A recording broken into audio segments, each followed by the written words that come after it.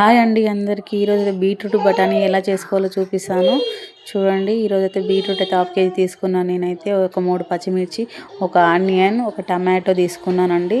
అవి అయితే అన్నీ సన్నగా కట్ చేసి పెట్టుకోవాలండి, ఎందుకంటే ఉడకవి అవి. ఇప్పుడైతే గ్యాస్ వెలిగించుకొని దాని మీద అయితే కడాయి అయితే పెట్టుకుంటున్నాను చూడండి. కడాయి పెట్టుకొని దాంట్లో 3 టేబుల్ స్పూన్స్ నూనె వేసుకున్నాను.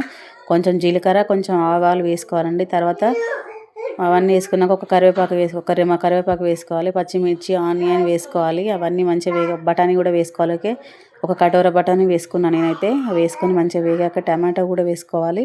టమాటో కూడా మంచిగా మగ్గాలంటే కొంచెంసేపు మూత పెట్టాలండి. మనమైతే మూత పెట్టేసుకుందాం చూడండి. ఇప్పుడు ఇది మగ్గాయి. ఇప్పుడు బీట్రూట్ కూడా వేసుకుందాం. బీట్రూట్లో సాల్ట్ వేసుకోవాలి, 1 స్పూన్ వేసుకున్నాను నేనైతే. తర్వాత సరిపోకుంటే మళ్ళీ వేసుకోవాలండి. ఓకేనా ఫ్రెండ్స్.